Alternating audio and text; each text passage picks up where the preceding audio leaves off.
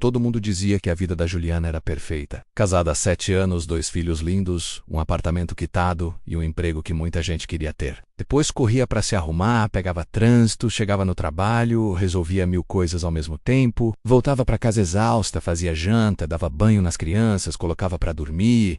No outro dia, ela tentou de novo. Amor, eu acho que preciso de ajuda, ele disse. Ajuda para quê? Tá tudo bem. Mas não tava. E é aí que muita gente se perde, né? Algo que não fazia há tempos. Um senhor que vendia balas e sorria para todo mundo. Uma adolescente chorando no celular, de ter se apagado aos poucos para caber na rotina, para ser o que esperavam dela. Outro dia, comprou um esmalte vermelho que ela adorava e que tinha deixado de usar porque o marido dizia que era chamativo demais. Sozinha, nem avisou direito. Pegou a bolsa, colocou um tênis confortável e saiu. Andou por lugares da cidade que não via há anos.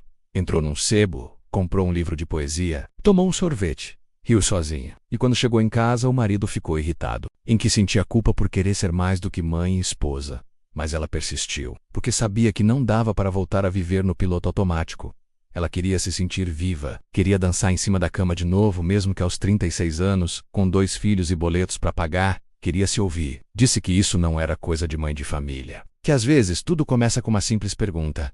O que eu gosto mesmo? Porque foi só quando ela se fez essa pergunta que ela entendeu o quanto havia se esquecido de si mesma. Passou na unha e achou que estava linda. Começou a escrever de novo, escondido num caderninho velho. Coisas soltas, pensamentos, sentimentos. Às vezes se tranca no banheiro para escrever por 5 minutos. Ou sobre sua vizinha. Ou sobre aquela moça calada do escritório. Porque tem muita Juliana por aí. Mulheres que parecem fortes o tempo todo, mas que estão só. Cansadas de se esconder atrás de um tá tudo bem, e talvez você seja uma delas. Outras vezes, se permite chorar. E tudo bem, porque agora ela sabe. Viver não é sobre acertar sempre, mesmo que leve tempo, mesmo que doa, mesmo que ninguém entenda de primeira. Só não se esquece de uma coisa. Você não veio ao mundo para sobreviver apenas. Você veio para viver, para sentir, para errar e tentar de novo. Para ser sua, de verdade.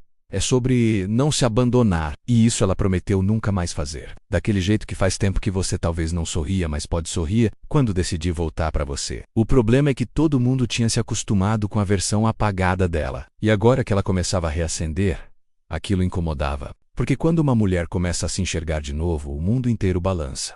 Um dia, até escreveu uma carta para si mesma. Querida Juliana, me desculpa por ter te deixado de lado. E prometeu, para si mesma, ali mesmo, que ia tentar voltar a ser quem era. Uma mulher com uma sacola cheia de pão e um bebê no colo. E Juliana, pela primeira vez em meses, sentiu que não estava sozinha, que todo mundo ali tinha uma batalha. E foi ali, sentada num banco de concreto, com o barulho dos carros passando e o cheiro de pastel vindo de algum lugar, que ela chorou, baixinho, sem ninguém ver, e aliviou, mas também assustou. Quando o mundo diz que está tudo bem, mas dentro da gente está tudo em pedaços. E ninguém vê, ou pior, vê, mas não quer enxergar.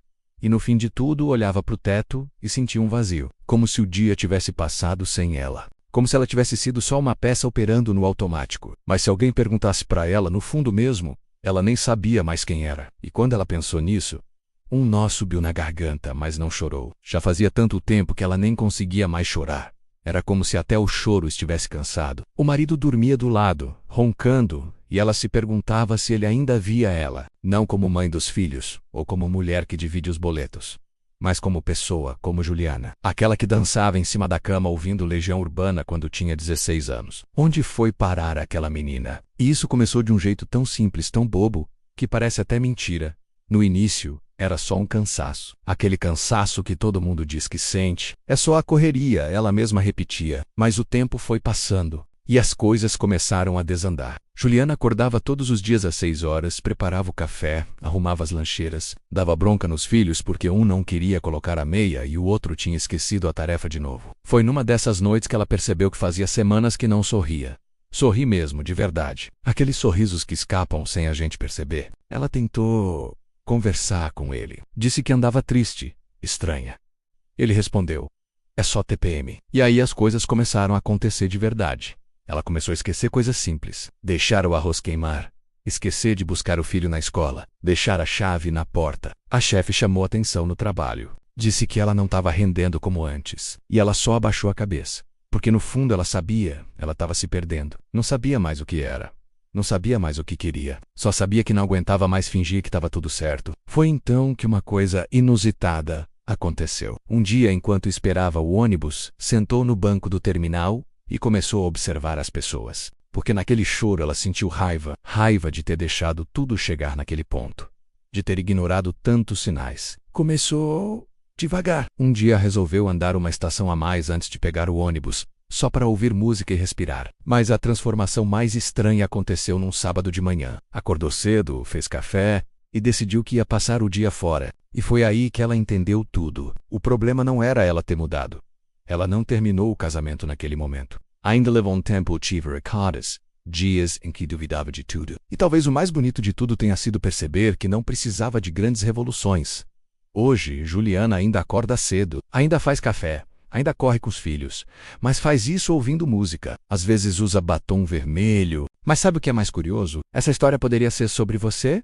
E se for, tudo bem, porque sempre dá tempo de voltar para si e a Juliana agora sorri com o rosto todo.